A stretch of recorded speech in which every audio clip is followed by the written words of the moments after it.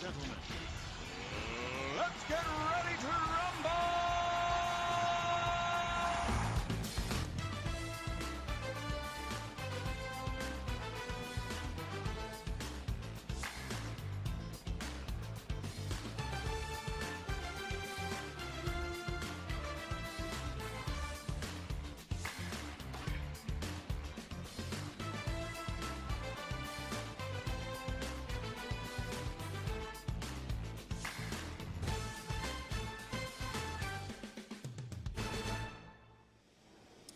Hello and welcome to this week's edition of Political Smackdown. We've got the regular crew back together. Andy, welcome back. Good to have you. Glad to be back. It's been a long time. That couch is getting old, Wes. You were right about that. Yeah, I tell you, these old people, I don't know. I don't know, but I got a brand new knee. One guy asked me, and I ain't got an answer for. He said, "Is it made in China?" I have no idea. Hey, as long as it works. It works great. Good deal. It works great. Glad to have you back. Thank you. Well, we're recording on the morning of June 6th, the 80th anniversary of D-Day, the invasion of Normandy, which ultimately liberated Europe and led to the defeat of Hitler's Third Reich. Over the next few days, we hope you take time to remember the more than 4,000 Allied troops, including some 2,500 Americans who perished on that day. The video you're watching was taken by one of our people, Mr. Roger Harris, when he visited Normandy just a few years ago. Today's also the 244th day of captivity for the hostages, including Americans held by Hamas. Before we move on, Wes, I just want to say I had the opportunity last year of going to Normandy because that was on my bucket list, and I just encourage all of you to go to see the sacrifice that these men made for our freedoms and how the invasion was more than Omaha Beach. And it's an all-day trip, and you see not only the American cemetery, but the German cemetery, and you have all the memorabilia there, and you see the sacrifice that the Army Rangers made, and I just hope that we can always remember this day in the history. And I know it's taught in school, but you know, to see something like that and to know the sacrifice just makes it even more poignant in your memory. Well, just that video showing all those crosses lined up for, I don't know how far, really brings it home. It does. At the price that was paid in that war. Well, Betsy, you've been anxious to discuss the Trump trial, but you've waited patiently till the trial was over. It is now, and we have a guilty verdict on all 34 counts. We can chase this one a long way, but we've got limited time. So the question is, was justice done? Why? And do you believe the verdict will stand? Betsy, I'll let you start because I know you've been chomping for a month on this one. Well, I did watch all the trial as much as you could see. You know, you did not have cameras in the courtroom, which I think they should have. But I think it's a sad day in our country when our past president is convicted of 34 felon counts. And he will be sentenced in July, like a week before the National Republican Convention starts. He was convicted by a 12-member jury there in New York on a proven fraudulent business records to cover up hush money payments to a porn star that affected the 2016 election. And you see, this goes all the way back. You know, you've got Trump that talks about the unfairness of the legal system and the Justice Department, and it was Bill Barr that kept it from coming forward. But I think that I think the justice was done. It was done by a 12-member jury. It did not have a thing to do with the federal Department of Justice. But when it gets to the Supreme Court, I don't know what will happen there. All right, Andy. Well, You spent all that time on the couch watching this, I know. yeah.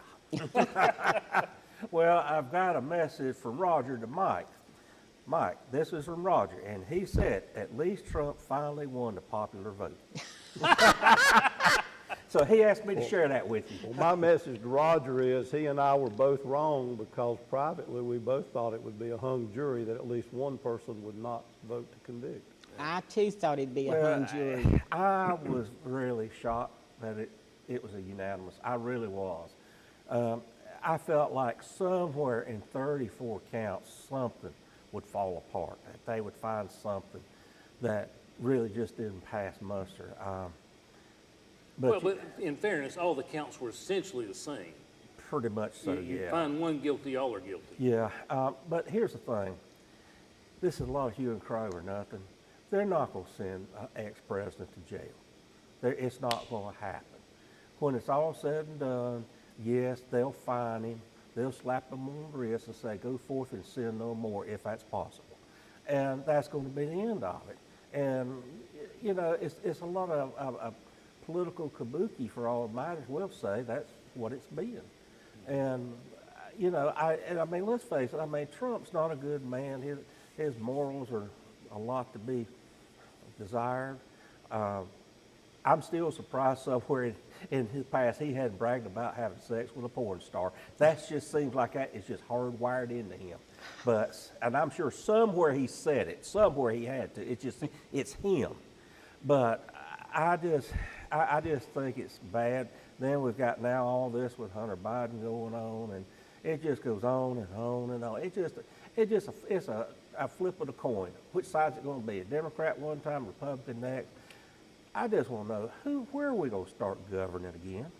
That's my main thing. Let's govern, and let's find some people that are serious about it. And I do think that's a big point. This is lawfare that is not good, whether it's Biden, Hunter, or Trump. Mike, what are your thoughts on the trial, and was justice done? Well, to answer your three questions, was justice done? I don't think justice was done. I think I agree with a lot of Republicans and Democrats that it should never have been brought. The Democrat Justice Department at the federal level of Biden refused to bring it, saying they were just really misdemeanors. And the number 3 man at the Biden Justice Department wound up quitting and going to work for the New York District Attorney's Office and had all this information. It really should never have been tried. And I don't think it ever would have been tried if the last name and the first name hadn't been Trump Donald. I don't think it would have been tried, and I'll say something in a minute, Betsy, to make you know how much I believe that. The federal system rejected it. An out-of-control DA in Manhattan named Bragg campaigned to get Trump when he ran for office. And you had a place where the jury pool was, 90% Biden voters and Democrats. The judge was biased from the beginning in his rulings. And so I do, those are reasons why, and I do think the verdict will probably not stand. You know, there's only about a 5%, I'm told, reversal rate on appeal across the country. But from Alan Dershowitz, who has never voted for Trump and is not fond of him, who says it should have never been brought, to even a few I've heard on places like CNN, they think there's an excellent chance of it being overturned.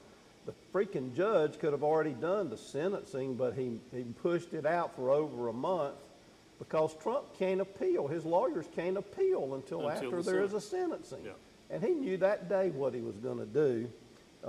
Now, I imagine there'll be fines and probation, Andy, and while the judge could send him to jail or house arrest, if you think all heck might break loose over this politically, it might break loose worse if he sends him to jail. I just can't see him doing it, Mike. Well, I I hope really not. don't. And that may be one reason why the judge took her time in sentencing. But let me just tell you him- why, you know, I know Trey Gowdy. I've met him maybe one time in South Carolina. It seemed like years ago when he was in Congress at something I went to, I forget what. But anyway, Trey Gowdy is a Republican prosecutor in Spartanburg County before he became a member of Congress. And I've heard him say constantly Donald Trump should have never been on trial. But, you know, I've heard him say in the last week, Trey Gowdy, to be fair, if Hunter Biden were not Hunter Biden would not be on trial because he's a drug addict. He bought a gun illegally. He lied about it. He said if he'd have come before me, I'd have sent him to rehab as his punishment. And I think we've got to get away from these political trials that are lawfare on either side. And from what I've heard through just the prosecution side, as we sit here, Hunter Biden may well get convicted. But this is a much troubled man, middle-aged man, that had much greater problems, and there's no violent crime. I even think that one probably doesn't even need to be in court. I'm sorry. And Mike, you have talked more about Hunter Biden than the National Republicans have. I mean, for 4 years, all we've heard is Hunter Biden's laptop, Hunter Biden, and now they've been mute about it, and Trump hasn't said anything about it, and yet he's on trial, on state trial in Delaware, just like federal New trial York. in Oh, Delaware. it's federal trial, but it's in Delaware, where Trump was with a state trial. But you're right. You know, we have, it's the, you know, it's news, and people follow it. And when you have a Republican Congress that's not doing anything, what else do they have to talk about? We've got a Republican House, we've got a Democrat Senate. Well, we've got a So it's Republican not a House. Republican You're right. Congress. Excuse me. Thank you. Wes, thank you for the correction. We do have a Democrat Senate by maybe, what, one vote now? Well, Mike, I agree with your premise. I think the Hunter trial probably should not happen, nor should have the Trump trial. Nevertheless, we've got a guilty verdict. We'll see what happens. Is that's appealed whenever the judge makes his sentence, but that's going to be a while. We're coming up on the midway point. We're going to take a quick break, and we'll be back to discuss a few more topics on Political Smackdown.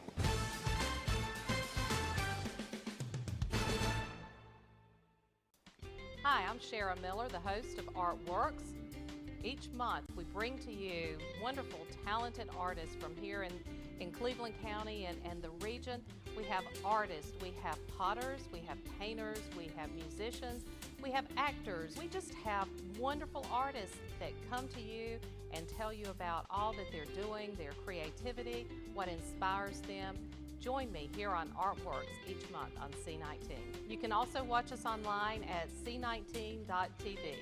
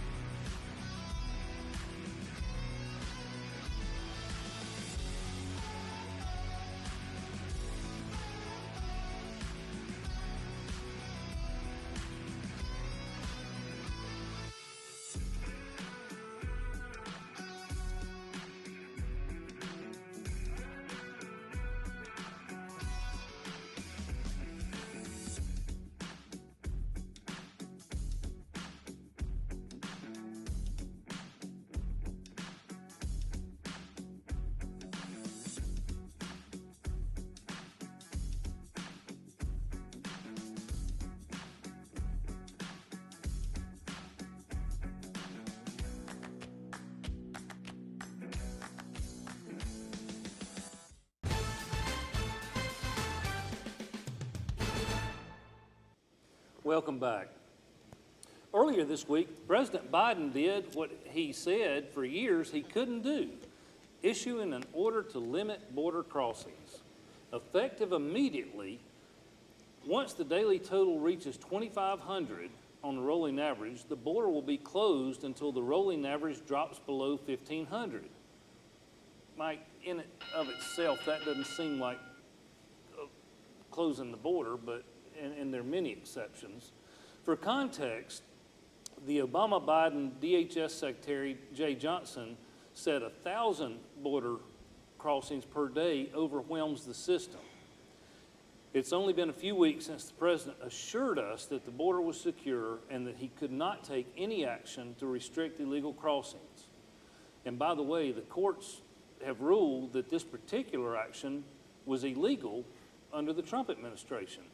Andy, this begs the question, is this a potential solution or an election year stunt? Well, isn't everything an election year stunt these days? It time is of year? in 24, yes. I mean, well, the thing of it is this. Until we truly come to the real crux of what is causing this migration, and it's not just Mexicans anymore, it's really not so much Central and South Americans. You're starting to see a lot of Chinese or Asians, and that just boggles my mind. They must go through the most crazy route to be able to get there and around. I still say, and this has nothing to do with politics, but a country has got to have a safe border. They have to secure it. They have to make sure the country is safe. They've got to maintain it. There is no doubt about that, and there should be no arguments about that. My thing is this, until we address the real problems that's causing the crux of this, especially out of the more Central American countries, MS-13, these other drug gangs, that's what's driving a lot of these. And I would say every one of us, if we had to live in that mess with our families, we'd be packing up and walking north too.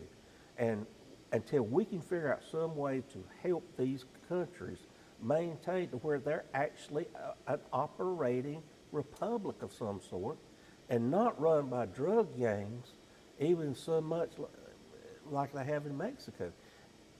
We've got to put our money where our mouth is. And if that means boots on the ground, and I know you and I disagree on that, Wes, but I think that we have to decide, are we going to try to really to help solve this problem, or are we just going to build a 100-foot wall and put a soldier every 10 feet with an automatic weapon? Because that's about the only way a wall will work. You're going to have to arm it. You're going to have landmines everywhere, and they're still going to try to get here because we're still a beacon of liberty. I mean, we just are in freedom. I mean, there's not another country like us, Wes. I mean, can you argue that fact? No, but all of our founding documents are readily available. The people of those countries could revolt like we did, could build a capitalistic republic like we did, and solve their own problems. I don't know that it's our problem, Mike, just because they haven't and refuse to and continue to have dictators. I don't see how that has anything to do with us defending our borders. Well, I don't generally disagree. It might be harder to revolt when you have no guns and no freedom. We were separated from Britain by 3,000 miles in a much different type of culture. Yes. But I get what you're saying. But it is a political stunt. Biden is responsible for what has happened the last 3.5 years. Day one, he did away with Trump's attempts, stopped the wall, stopped all the other things, cut down the number of people at the border, started letting people through. We all know why he's doing this 5 months before an election. He's so far underwater on the border issue with the voters that he's losing people that have traditionally voted Democrat. That does not take, as the old saying goes, rocket science to figure out. It's just politics, and it can't hurt, and it might help. That's what he's got to be thinking. So, it still allows millions a year to cross illegally. It exports no illegals that have come in that are violent, and it just shows how desperate he is in the current situation. I mean, even since the conviction over a week ago of Donald Trump, or a week ago as we tape, I guess it was, good gracious, Biden is still not polling any better. And it just continues to get worse. The best thing Biden's done recently was travel to France to speak on D-Day. That was a good move. All right, Betsy, I'm going to give you the last word. Defend our president. Yes, I will. I'm sure. On his first day in office, what did President Biden do? Lifted all the restrictions on the border. He presented an immigration bill, a program to Congress that promptly was ignored. And then what happened recently? There was a bipartisan effort in Congress to reform immigration. But what You're talking happened? about the one in the House or the one from the Senate? I'm talking about the one that in the House. The House was The going House to do passed it. a good bill. And then all at once, we couldn't have a reform of immigration. Trump stopped it dead in the water. That was the Senate bill. Well, don't be hypocritical about how Biden has done nothing to try to help the problem with immigration. Now, let's face it, guys, all this is a political football. That you want to keep immigration up in, to scare the people about all those brown and black people coming across the water. And I have been in El Paso, Texas, and looked over there into the Mexico and see how those poor people live. And, it's Andy, like you say, of course they're going to try to come to a better world. Yes, things need to be done, and I think President Biden, the only thing he can do is executive orders, but Congress controls the money. Congress can make this happen, but they won't because they'll keep it as a political football. Well, Congress doesn't do anything, we know that. 2,500 people a day coming illegally across our border with our blessing. But there is something to be said, Wes. The immigrants make up 18.6% of our labor force. We need I'm some. all for immigration. It has nothing to do with immigration. And that's why I think it's It has to do with 1,500. going through it the right way. It's not 1,500. It kicks back to 1,500, but that Right. still is A lot. 1,500 It a is. day and not an open border. And, you do have to think about our Constitution, that we do offer asylum. And it's a big problem, y'all, and I hope we can solve it. That's sort of Hey. like the lady that worked for me. I hate to tell you, Bessie, but Trump pretty much had it solved till Biden came in. Well, let's see. Oh, my Oh, goodness. my, Well, my. he had all it those- cut down to a all slow those fraction of children what it is today. separated, many And of we're them that still have working never on it. been And Biden's reunited still with their doing it. families. We'll talk about this another time. You know, it's sort of like the lady that worked for me. We had a policy you couldn't call in and interrupt workers unless it was an emergency, and her daughter called in 6 or 8 times a day and answered the phone. Oh, it's an emergency. There's always a reason for asylum. There's not often a real reason for asylum. But Andy, I do agree, you're right. Capitalism, we've got to export that. Yep. Well, as we record on Thursday, Two Kings Casino is set to host a groundbreaking for the permanent casino and resort. As you know, they've operated out of a temporary building since 2001. 21. 2021, thank you. The older I get, 20 No, years gets it's- lost on me. It's 2000, and y'all, it goes back to, The permanent resort, to be built in Earlier 2 than that. phases, will be 2 million square feet, feature 4,300 slot machines, 100 table games, 5 restaurants, a player's lounge, 6 bars, and a 400-room hotel in the tower. We've discussed the casino before, but the full-blown thing is fixing to start. Mike, thoughts on this? Well, a lot of it will be built on the 17 acres that they own, but they have purchased in this settlement a lot of surrounding land. And I don't know if anybody knows, I don't know, will they be able to make that a part of the Catawba Nation, or will it stay county-owned, and will it have actual tax base? Right now, the county's going to get payments in lieu of taxes for a lot of the services in the long-term agreement they made with them. But whatever and however it turns out, it's a huge financial asset for our area. It does not come without problems of traffic and types of growth that we may or may not be ready and able to handle like we need to. Things like the $40 million the speaker got for a new sewer plant between Kings Mountain and Grover certainly were important for this to be able to happen.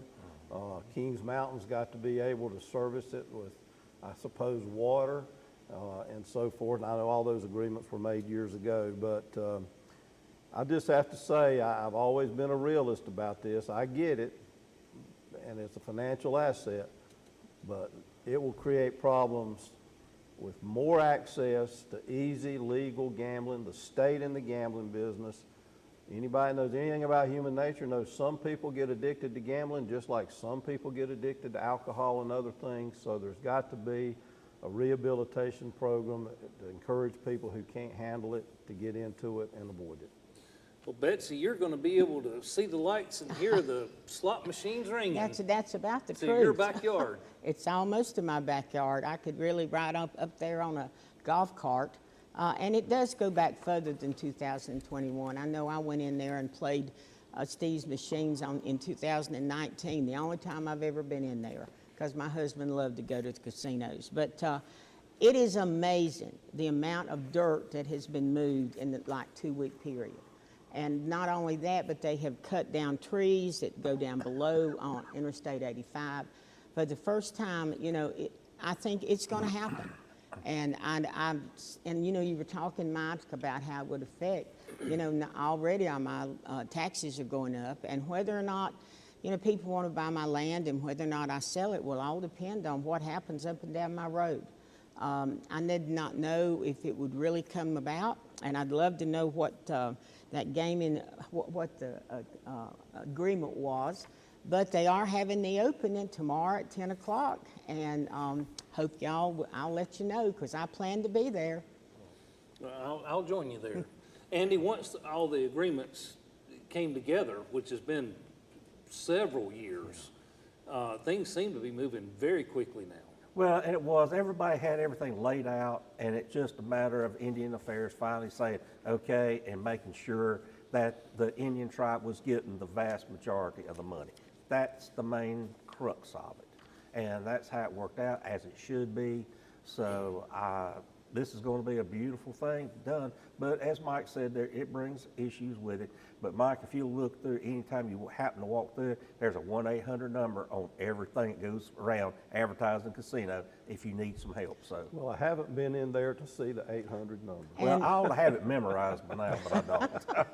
And the Catawba Nation has been making contributions like to the Gamblers Anonymous, Abuse Prevention Council. You know, that's part of, I think, the proclamation or what their agreement was whenever they, you know, took this on. And while the county's not getting tax money, there is a payment for the services that the county's providing. Right. And I know our deputies are making good wage. Oh, Yes, yeah. yes. For being there, looking after things. 24 The hours. county looked out for the county to make sure that all the expense associated with it was offset. Yeah. We've got about 3 minutes left, so quickly, let's go lightning round. Andy, what have you got? Well, real quick, it seems like the Bank of America Stadium's getting ready to get a very big overhaul. They are asking from the city of Charlotte $650 million to be their part. That would come out of the prepared meals tax and occupancy tax.